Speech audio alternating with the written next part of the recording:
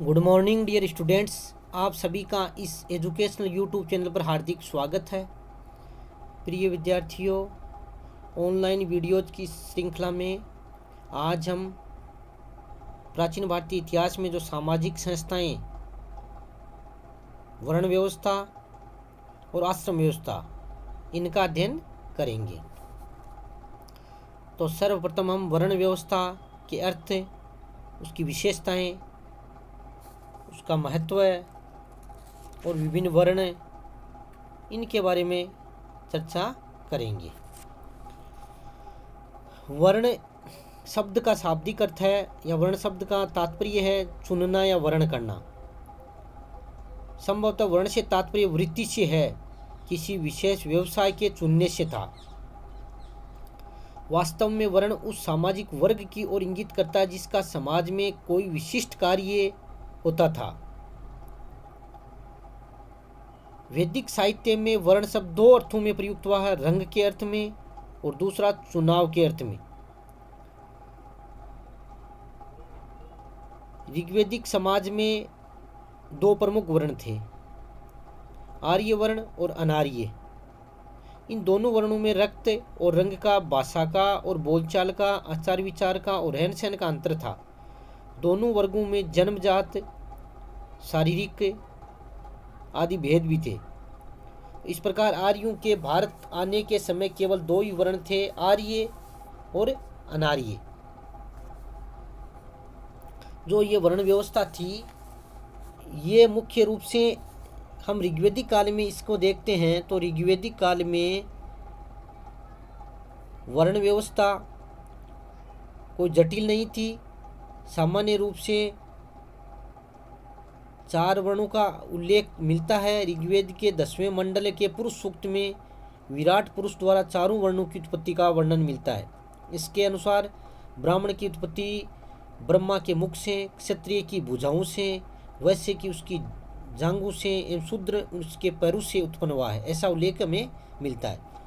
लेकिन यहाँ मुख्य रूप से है बात यही है कि जो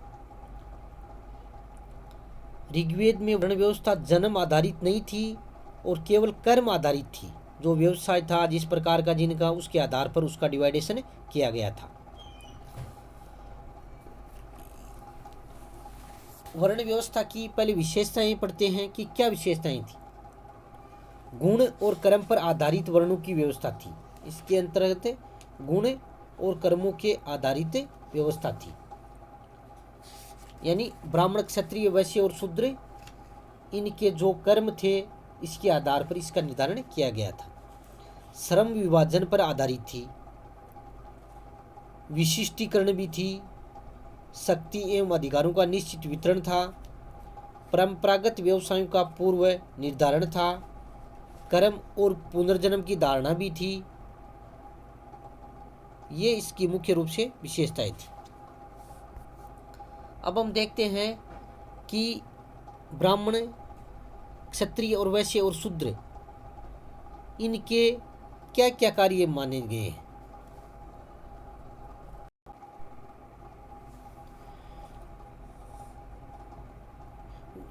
ब्राह्मणों का मुख्य कार्य अध्ययन, अध्यापन, धार्मिक अनुष्ठान करना और धर्मानुसार आचरण के लिए प्रेरित करना, ये ब्राह्मणों के कार्य थे। और ये जो कार्य करते थे उन्हें ब्राह्मण कहा जाता था। क्षत्रिय देश की सीमाओं पर आक्रमणकारियों तथा आंतरिक शत्रुओं से रक्षा करना, समाज में शांति एवं सुरक्षा की व्यवस्था करना, यज्ञ करवाना, ये क्षत्रिय वर्ग का कार्य था। कृषि वैश्य का कार्य था। कृषि, पशुपालन, उद्योग, व्यापार, वाणिज्य, व्यवसाय आदि द्वारा सर्वसाधारण लोगों द्वारा धन अर्जित करना वैश्यों का कार्य था। यानी कृषि, पशुपालन, व्यापार, वाणिज्य, ये वैश्य का कार्य था।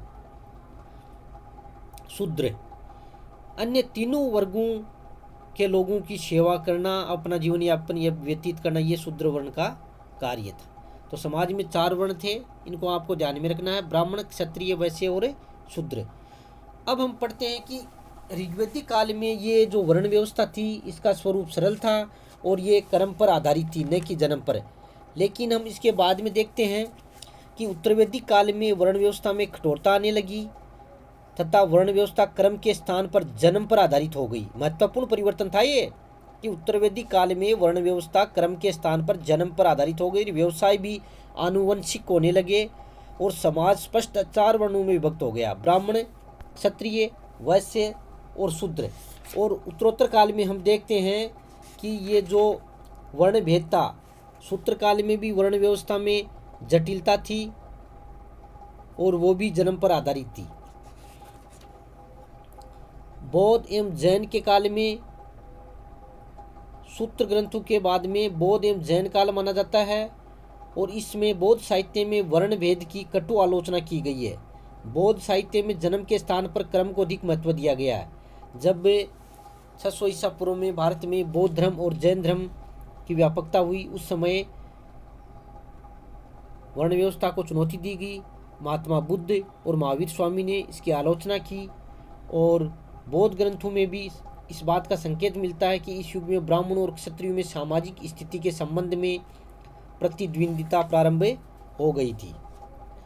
मौर्य युग में भी वर्ण व्यवस्था समाज व कौटिल्य ने अर्थशास्त्र में समाज को 4 वर्गों में विभाजित किया है, ब्राह्मण, क्षत्रिय, वैश्य और शूद्र।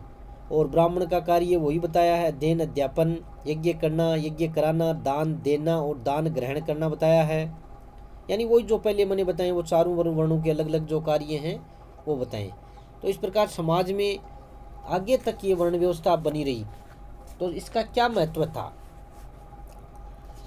कि ये वर्ण व्यवस्था क्यों बनी और इसका क्या महत्व था और प्राचीन जो स्मृतिकारों ने इस पर क्यों बल दिया है।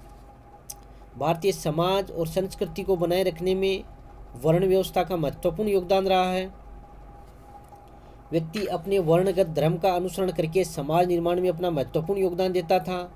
सभी वर्णों के लोग अपने अपने वर्ण के अनुकूल कार्यों को स्वीकार करके एक दूसरे के प्रति होने वाली स्पर्धा से अपने आप को मुक्त कर लेते थे। इससे समाज में शांति और सहयोग का वातावरण था तथा प्रत्येक वर्ण सामाजिक उन्नति में सहायक सिद्ध होता था और मनुष्य अपनी कल्याणकारी और मंगलकारी भावना से व्यक्तिगत और समाज व्यवहारों का संपादन करता था ताकि समाज और परिवार की व्यवस्था सुचारू रूप से चल सके। इसके बाद में है आश्रम व्यवस्था। तो आश्रम शब्द की उत्पत्ति भी श्रम धातु से हुई है, जिसका अर्थ है परिश्रम या उद्योग करना। आश्रम व्यवस्था से क्या तात्पर्य है, आश्रम व्यवस्था किसे कहते हैं? यानी आश्रम व्यवस्था वह व्यवस्था थी जिसमें व्यक्ति अपनी योग्यता व क्षमता के अनुसार व्यक्तिक व सामाजिक लक्ष्यों की प्राप्ति के लिए प्रयत्न करता था। आश्रम व्यवस्था के अंतर्गत व्यक्ति की आयु को 100 वर्ष मानकर माना गया है और इस 100 वर्षों को 4 बराबर भागों में बांटा गया है और 4 आश्रम थे। ब्रह्मचर्य आश्रम 25 वर्ष की आयु तक, गृहस्थ आश्रम 25 से 50 वर्ष की आयु तक, वानप्रस्थ आश्रम 50 से 75 वर्ष की आयु तक और संन्यास आश्रम 75 से 100 वर्ष या 75 के बाद में जितना भी वो था। तो ब्रह्मचर्य आश्रम, ये आश्रम जन्म से लेकर 25 वर्ष की आयु तक माना गया है। इसमें व्यक्ति विद्या प्राप्त करता था। एक व्यक्ति ब्रह्मचर्य व्रत का पालन करते हुए विद्या की प्राप्ति का प्रयास करता था। दूसरा गृहस्थ आश्रम, ब्रह्मचर्य आश्रम पूर्ण करने के पश्चात विवाह संस्कार संपन्न होने पर उसका गृहस्थ जीवन प्रारंभ होता था। सामान्यतः 25 वर्ष की आयु तक व्यक्ति शारीरिक और मानसिक दृष्टि से इतना समर्थ हो जाता था कि वह अपने जीवन में धर्म, अर्थ, काम की उचित साधना कर अपने पारिवारिक और सामाजिक दायित्वों का निर्वाह कर सके। और 25 से 50 वर्ष का जो भाग था वो इसका समय माना गया है। वानप्रस्थ आश्रम, वानप्रस्थ का तात्पर्य वन की ओर प्रस्थान करना, यानी गृहस्थ आश्रम व्यतीत करने के पश्चात जब व्यक्ति के बाल पक जाएं, चेहरे पर झुर्रियाँ दिखाई देने लगें, उनके पुत्र उत्पन्न हो जाएं, तब विषयों से रहित होकर वन का आश्रय ले। यानी 50 से 75 वर्ष की आयु का समय वानप्रस्थ आश्रम की आयु मानी गई है। एकांत में जीवन व्यतीत करता था। संन्यास आश्रम, संन्यास आश्रम जीवन का चतुर्थ भाग है और जीवन का अंतिम पड़ाव है। मनु के अनुसार अपनी आयु के तीसरे भाग को वन में व्यतीत करके चौथे भाग में सभी विषय शक्तियों को त्याग कर उसे संन्यास धारण करना चाहिए। सन्यासी से तात्पर्य उस व्यक्ति से है जिसने सभी इच्छाओं व विषय वासनाओं का पूर्णतः त्याग कर दिया है। वह सांसारिकता से दूर समस्त मानव जाति एवं जीवों का कल्याण सोचता है, सभी राग द्वेषों से मुक्त हो जाता है। वह दिन में एक बार ही भिक्षा ग्रहण करता है। सभी आश्रमों का पालन करने के पश्चात एक व्यक्ति को संन्यास आश्रम में प्रवेश करना चाहिए। तो ऐसी हमारे वैदिक ग्रंथों में, प्राचीन ग्रंथों में मान्यता बताई गई है। अब ये आश्रम व्यवस्था का क्या महत्व था? क्वेश्चन आ सकता है कि आश्रम व्यवस्था के महत्व पर टिप्पणी लिखिए, या बड़ा भी प्रश्न आ सकता है वर्णाश्रम व्यवस्था से क्या तात्पर्य है, इनके महत्व पर वर्णन कीजिए। तो नंबर 1, आश्रम व्यवस्था का महत्व मानसिक और बौद्धिक उन्नति, यानी मनुष्य की मानसिक और बौद्धिक उन्नति में यह आश्रम व्यवस्था बड़ी सहायक रही है। नंबर 2, जीवन के विविध पक्षों का विकास। आश्रम व्यवस्था के माध्यम से मनुष्य का शारीरिक, बौद्धिक, आध्यात्मिक विकास होता है। तीसरा है कल्याणकारी जीवन का विकास। चौथा है व्यक्ति और समूह का परस्पर संबंध, यानी आश्रम व्यवस्था व्यक्ति और समूह के पारस्परिक संबंध को प्रकट करती है। ब्रह्मचर्य आश्रम से मनुष्य को समूह के विषय में जानकारी प्राप्त होती है तथा गृहस्थ आश्रम से व्यक्ति समाज का प्रबंधक बनता है, अपने समाज के प्रति दायित्वों का वो निर्वहन करता है। व्यवहारिक जीवन का विकास 5वां है। आश्रम व्यवस्था से मनुष्य के व्यवहारिक जीवन के विकास में सहायता मिलती है। मनुष्य को कब शिक्षा प्राप्त करनी चाहिए, कब उसे गृह जीवन व्यतीत करना चाहिए, इन सभी बातों की जानकारी है वो मनुष्य को आश्रम व्यवस्था से मिलती है। छठा है मानववादी समाज का उत्थान,